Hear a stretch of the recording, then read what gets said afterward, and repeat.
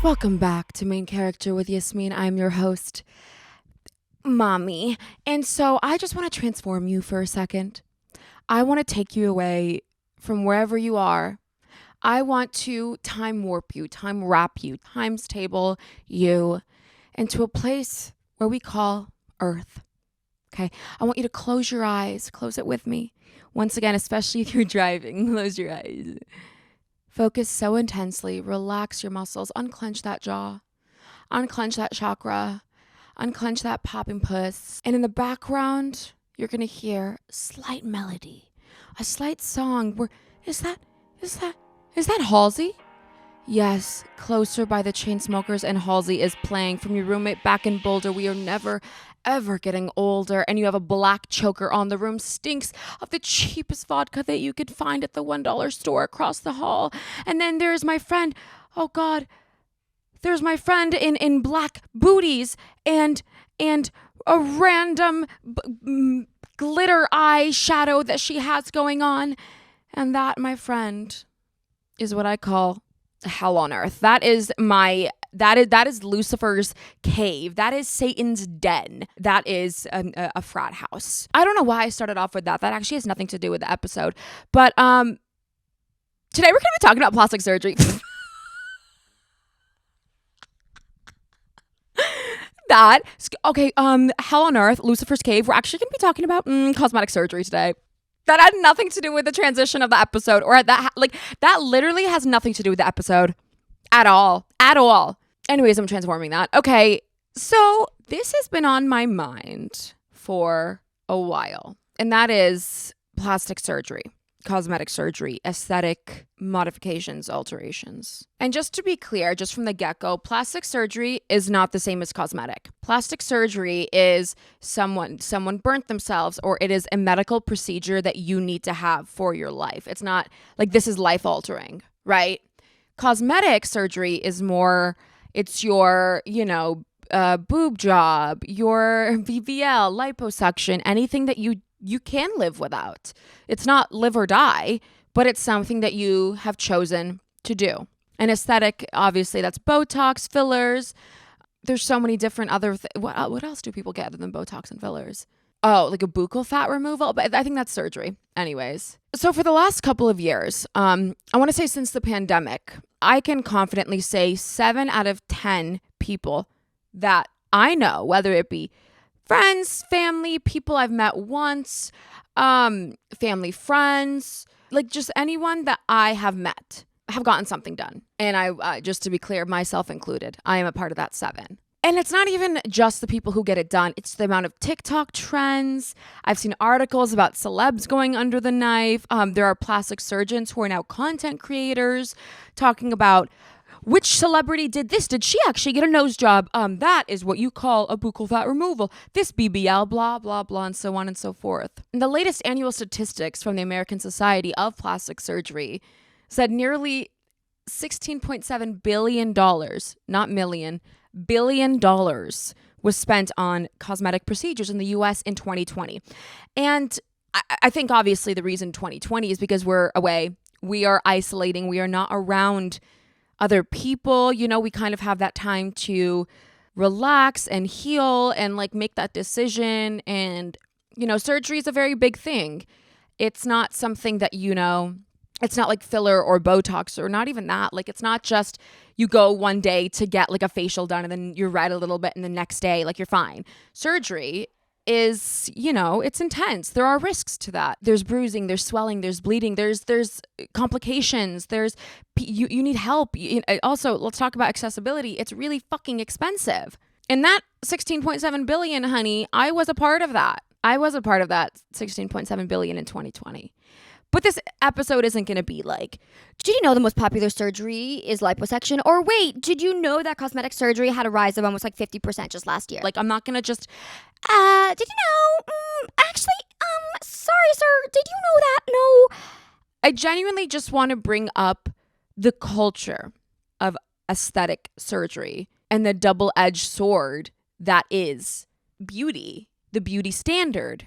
I want to just start off by saying I'm in full support of people making modifications, doing plastic surgery, cosmetic surgery, aesthetic procedures. Like, honey, if you wake up one morning and you want to go get lip fillers or you want like something done, I'll drive you. I'll blot that blood that comes out of your lips. Like, I have lip filler, which is something I'm going to talk about later in the episode, because it's not just, at least for me, it wasn't just something that I was like, kind of just feel flirty about it and I want to get it. But like, it was a real dilemma for me.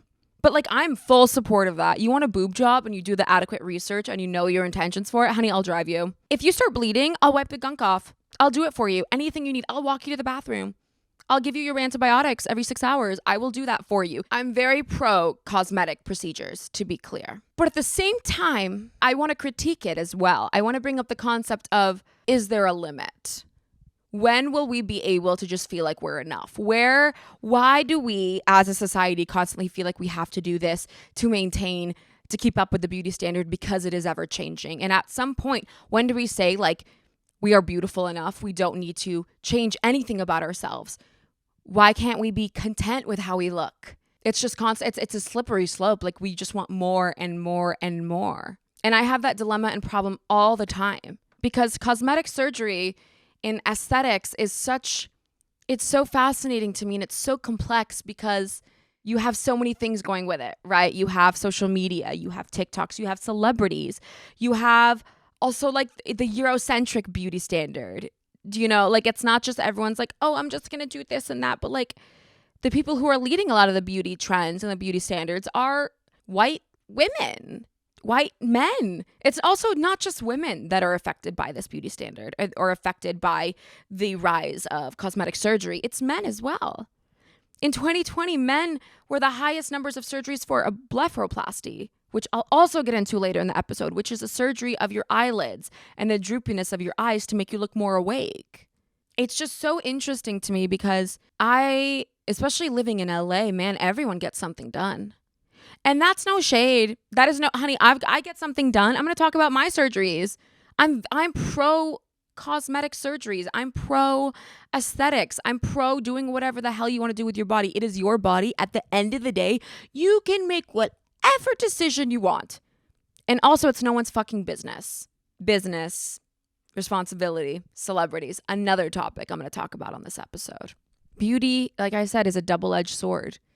I think two truths can exist with this, that I can be supportive of cosmetic surgeries, supportive of like, you want to like getting fucking Botox and doing a bunch of different things, but also knowing that at some point you got it. Like, it is also very harmful to your sense of self. It is harmful to the people around. I don't want to say people around you, but like, in a celebrity sense, to the if you are a public figure and people all over the world look up to you, you do have a sense of responsibility.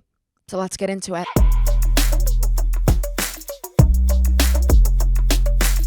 This is graphic, so trigger warning just from the get-go. We're going to be talking about like just blood a little bit. So I asked a couple of my friends and my Instagram friends. No, but like people on Instagram. Also, I'm sorry I keep moving. I'm on the floor right now at my parents' house. I'm on the floor at my parents' house and I'm just trying to get comfortable. So in 2020, I got a breast reduction. Just like every bitch who underwent surgery in 2020, it was a perfect time. I wasn't around people. It was COVID. I was isolating. I didn't choose this breast reduction because of the aesthetics, partly. My boobs used to be so big. They were like an E. And I had to wear 2 sports bras to the gym. I couldn't run without wearing 2 sports bras that compressed my breasts. Like, they hurt my back. It was constantly carrying 2 bricks on your chest at all times. And after my surgery, it became like I no longer looked like a woman who just breastfed a village in Lebanon. I looked like a perky little boobies. That's what I have now. And when I got it done, it was hard. I had to sleep on my back. It was so bruised. I was bleeding. So for your breast reduction, it's very, very invasive. You know, they cut out your whole nipple. They reattach it. to your body with the new size. They liposuction out all the fat because that's all boobs are. And that's so weird that people are so attracted to boobs, like me being one of them, of like boobies are literally just sacks of fat. That's incredible. But like it was so painful. You have to wear like gauze and there's stitches under, and like every movement you do, you can't work out. And working out's a big part of my journey on self-love and self-acceptance of my body. So I couldn't do that. So it was just not good for me mentally. And I just remember it was so hard to move. And before going into surgery, you think there's a risk, and what's the risk and what's the reward? And the risk is it could always grow back. The risk is there could be complication during surgery. You go under. They put the tube down your throat and you're asleep, and they take out the breasts, the fat. They lift up your breasts. They do the muscles. I don't know. I'm not a fucking doctor, but like it's very invasive. But the reward, looking back now, it is objectively one of the best decisions I've ever made in my life.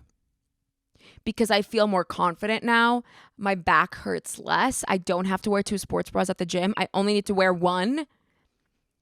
Clothes fit me better now because it was so disproportionate. And I guess, you know what? It wasn't life or death for me. So this breast reduction for me, this wasn't live or die. I mean, it did affect my comfortability in my everyday life, but it wasn't life or death. It was an aesthetic purpose as well. Because to me, back then, I remember looking at saggy breasts or boobs that sagged as ugly, when that's not right.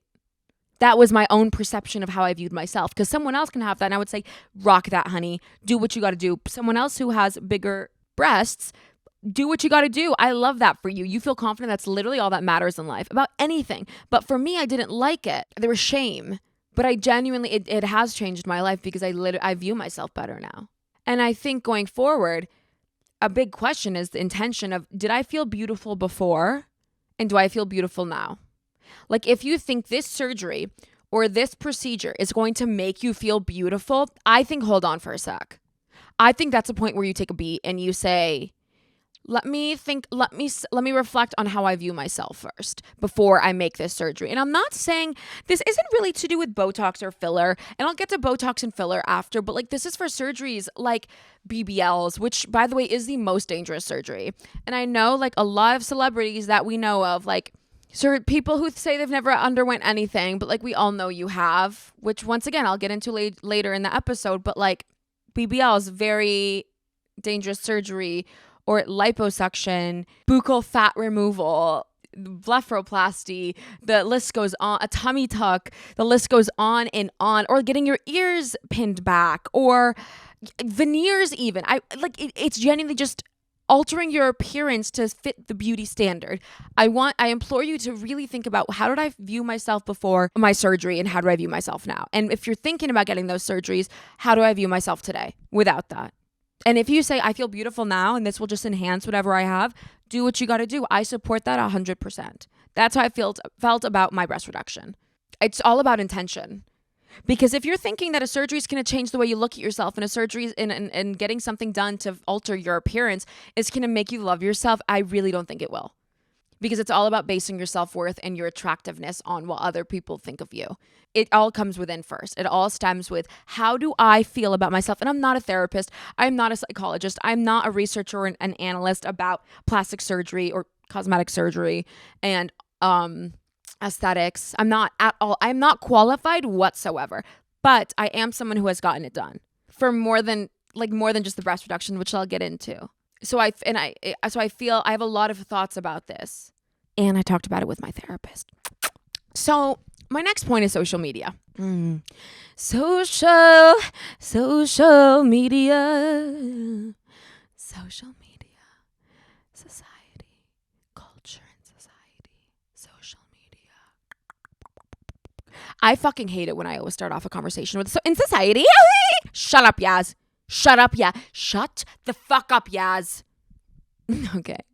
But actually, in society and in social media, I see influencers, models, actors, people I know, like family members, friends, who just looked so good no matter what. You could get a photo taken of you, and it's just like, oh my fucking God. Like you look like you slept 10 hours last night. You look like you slept 10 hours last night. You don't even need makeup. Like you look refreshed. Your skin looks tight. Your skin, like you just look amazing. No lip liner, no lip plumper. Cheekbones are always giving, and so on and so forth. And I would go down this rabbit hole of TikTok and it just go down this pit and just would compare myself to people.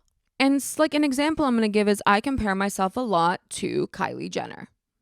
I know we don't look anything alike, but like she's a year older than me and she has gotten work done and there's no shame for that. You could do whatever you want to do. But when I myself am looking, why my butt is not that big, it's constantly comparing every single thing about me to these people. And that's what everyone does. We are constantly comparing ourselves to how these people look. And I feel like it's just not healthy. Now, another thing about myself that, and maybe if someone else can feel it, and I'm talking about myself specifically, because I always feel a lot of people have a lot to say about cosmetic surgery and aesthetics, and they've never gotten it done. And I think that's fine. Everyone's allowed to have their own opinion on it. But I think if you don't have experience with getting it, then you don't have a point of view of it that is the most accurate. I don't know. I could be fucking wrong, but basically, I've always had small lips. That's just who I am. Since a kid, it's just genetic. My insecurities, I've always had small lips. I tried overlining them and they looked like if I put red lipstick on, they just like two thin slices of red peppers placed on my face. That is what my lips looked like for so long. And I've never wanted to look like the fake looking. And I put that in quotation marks. I don't want to look fake, like I want it natural, but obviously it's not natural because it's not me. And I say me in quotation marks as well. And for so long in college, I would beg my mom, like, please just let me get lip fillers. Like, I just want, like, please, can you just support me in this? I just feel like it could really benefit how I look and my perception of myself. And my reasoning would be like, I just want to feel confident. Like, I think this could make me really love myself more. I think my POV of myself would be heightened if I just got a lip filler. And finally, after years of begging, she let me get it. And for anyone saying, oh my God, at 21, you had to ask your parents to get anything done. I'm a daughter of Arabs. You can't get anything done. You can't do anything without at least the blessing of a parent or family member. And maybe you're like, oh, maybe that's just like not healthy. Like, okay, bitch, that's enough. I talk about it with my therapist, but I did want my parents' support. When I got it done for the first time, I literally thought I looked like a fucking monster. It looked like a bee just stung me. And I was like, what the fuck is this?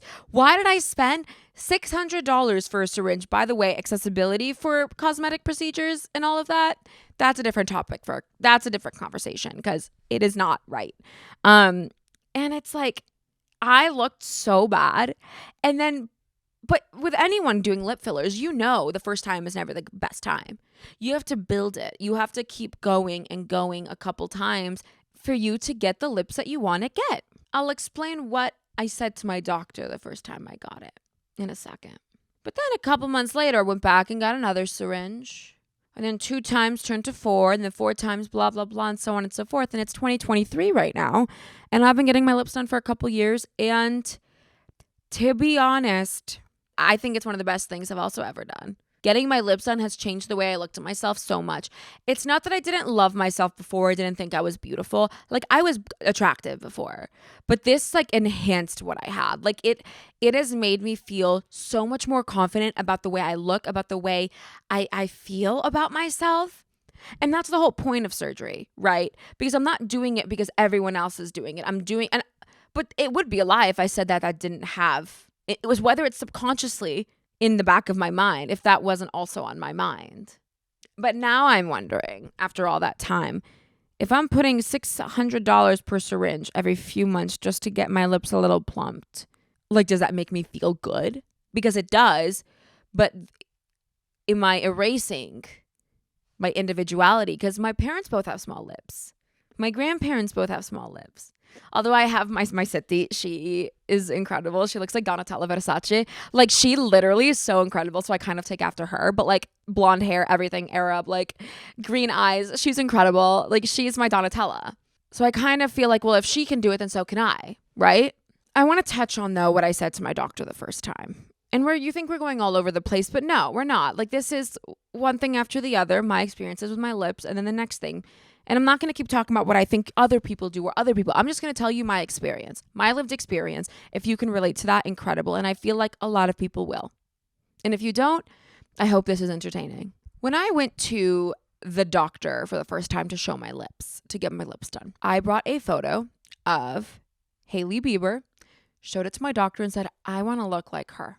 And for me, that's really, thinking back at that, it's really sad. It breaks my heart a little bit. And there's nothing wrong with Hailey Bieber. She's fucking beautiful. Like, I love Road so much. I support, but I wanted to look like someone else that wasn't me. Even if it's just my lips, I wanted to look like someone else. And I think intentionality is everything. I think if you're going to the doctors and you're pulling up a photo of someone, of a celebrity, of someone that you know, and saying, I want to look like this, I think that's a problem. I do. I think that's a problem because it is really damaging to your sense of self. And, you know, once again, consciously or subconsciously, when you're trying to look like someone else, you are aiming to, it erases your individuality. And like psychologically, you know, as humans, we think if we look like someone else, look like a celebrity, then we will obtain the same powers that they have, whether it be money, attractiveness, clout, opportunities. We think that if we look like this person, then we're going to get the same benefits that they get. When that's not true. If I say I want to look like Hailey Bieber, I'm not going to be having my own skincare line in the next couple years because I look like her. If I started a skincare line, it'd be because I worked for it as Yasmin. Nothing to do with the looks, but obviously, sadly, scientifically, you are more likely to get opportunity if you are more attractive in the eye of the beholder, blah, blah, blah. It's a hard line to walk on, you know? It's hard. Now, I can be pro cosmetic surgery all I want. I can be pro lip filler, Botox. Although I did stop getting Botox because I do have it on my masseter. To be clear, I do because I have really bad TMJ. And I know people are going to say, well, that's just an excuse. No, it's literally saved my life because I don't wake up with splitting headaches every morning. But I actually stopped getting Botox on my forehead and anywhere else because as an actor, as a performer, I want to be able to make all of those. I want my lines to show. I want when I go like this, my nose to scrunch and you see every fucking wrinkle. I want when I look like, surprise, oh God, what are you doing? I never knew you knew I was hiding out in the hideaway. Oh God, what am I meant to do? Oh, like I want you to see my eyebrows go up and down or I'm so mad. And my eyebrows are going like crunched like that. Like I want you to see that, especially in theater. You need to see if someone is giving the Nicole Kidman, love her to the moon, but also like if you can't move your face the entire time and it looks like a statue, then like you lose the human expression. You lose the human expression. And I don't want that for now. But I definitely will be getting Botox in the future, like when I'm like 35 or 40 or something. Me trying to defend myself, even though if I just wanted to get it, that would be enough. Jesus Christ. I think you can get it and also critique it. Two truths can exist. It is hypocritical, but also like, who gives a fuck? You know? I have an inner conflict with getting work done because on one hand, I think it could enhance your natural beauty. And the other hand, it erases your individuality. I, for example, have dark circles under my eyes. I'm going to show the camera if you're watching this on YouTube. I have dark circles. And sorry for the bruises on my face a little bit. I got microneedling done. And so, yeah, that could be a whole different conversation. Skincare enhancements or skincare products and stuff that people do and the accessibility. And like, I'll touch on that a little bit at the end. But I have dark circles.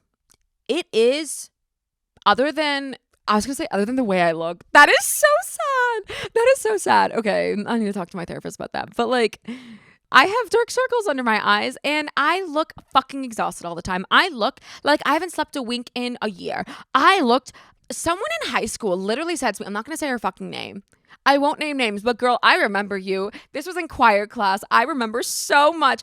You said to me, oh my God, Yasmin, are you okay? Did you just get... Is everything okay at home? You look like you got punched in the fucking eye. Um, um, oh, okay. Right. No. What does one even say? I was 17. What does one even say to that when someone's like, you look like you got punched in the fucking eyes? And you didn't. And you actually had a good night of rest that night. You actually slept like a baby and you actually just went to school. That's it. Damn, she's such a bitch. But maybe she didn't know that. She's such a bitch. But I was like, I'm actually fine. These are my eyes. I just have dark circles. I have sunken eyes. And that is something that a lot of Arabs have. It is genetic. It is something my grandmother has, her mother had, RIP, and so on and so forth. Almost every woman and man in person in my family has sunken eyes. Except for my brother and sister, though. That's kind of fucked up. But like I have sunken eyes. And if it sucks because I've hated it, and I've hated it for so long. I've tried everything like skincare products to like brighten the under eyes, the concealer, everything that like is natural that you could do for your under eyes, and it's just nothing works because that's just that's just what I look like. That is just what I look like. And I know people are like, it's not that bad, but for me it's literally awful. And I kind of feel like there are 3 avenues for me to go from here with that. Because I've hated them for a while now. I can either, 1, be happy. My genes blessed me. People loved each other to make my ancestors one after the other. And then for me to pop out with the same thing that my great-great-great-great-great-great-grandparent had, which is beautiful in a sense. 2, my Facetune game is so fucking fire. I could just hide that really fast, which I do, by the way. Or 3, I go and get eye filler or a blepharoplasty, a lower blepharoplasty. Those are 3 options that I have, which got me lurking on YouTube and TikTok for blepharoplasty surgeries. You might not believe when I say I genuinely sometimes, for me to fall asleep, watch blepharoplasty surgeries. I'm so fascinated because I'm like, what if I just did that? Like, I know you can ask me questions about it. I'll tell you the risks, the rewards, everything to do with it. I know everything about blepharoplasty surgeries. The techniques, girl, I fucking know everything. And cosmetic surgery is so accessible. I mean, I'm going to wait on the financial part, or not the financial part, but like if you really wanted to do it, you could do it. People do an afterpay situation when they do it. I know people who have gotten big surgeries and they just pay throughout their life. It's kind of like a student loan, but for surgeries.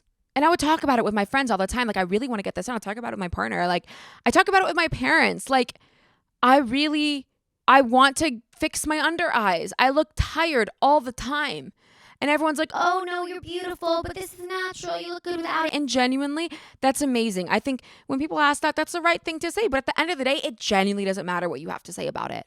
Because you could say I look beautiful all you want. You could say that this is perfect for me all you want. But it's all about my vision of myself and how I view myself. How do I, Yasmin, see me? Am I happy with how I look now? Am I going to be happier with how I look after? Because it's irreversible. People need to remember surgeries are irreversible. And filler and Botox are reversible, but there is a chance that they might not ever get back to the same place as you were prior. That's always a risk. Once again, before surgeries, analyze the risks. What is my intention with the blepharoplasty? To look less tired, to look like the people I look up to look more attractive. What is it? I decided not to get it done. I decided to keep my under eye Miu Miu, Prada, Balenciaga, Chanel bags. I decided that is something I don't need to fix because it's who I am. It's a part of my Arab identity. My ancestors had it, and I see it as part of my Arab identity because it is an Arab feature. And by removing that, by removing my sunken eyes, I feel like I'm removing an Arab feature of myself. And I feel like that takes away my Arabness, even though it doesn't. Why am I trying to look Eurocentric and westernized more than I already am? Like, I'm literally born in America. I'm born in America. I sound like such a... Where was I on January 6th? I was born in America. I don't need to remove that. I don't. And there's so many surgeries and procedures now that are like problematic in its own way of like the fox eye, like that lift, like to make you like, that's just problematic. That's really problematic. It doesn't sit right with me at all. And I feel like I have to constantly remind myself, because I do fall back into that internal conversation of like whenever I see Kylie Jenner or Dua Lipa on social media, like, why can't I just fucking look like that? Because I am not them.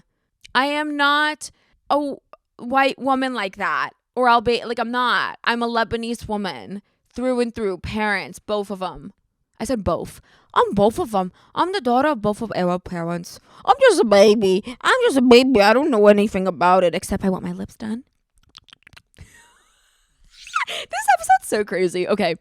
And so I think one of my last points of this episode, because this is a bit of a longer episode, I acknowledge. What I'm going to do is acknowledge that this is a longer episode. Actually, no, it's not. It's probably not going to be, because with all the edits, shout out my producer, Max. But I pose the question, within cosmetic surgery or aesthetic procedures within the celebrity eye, do you think celebrities owe you the explanation if they've ever got stuff done? Like, that is for me a big one. Do you think, like, did you think Bella Hadid had to explain to us or tell us that she's gotten her nose done on the cover of Vogue? Do you think she owes people that? Do you think Kylie Jenner owes us that she did get a BBL? I don't know if she did or not.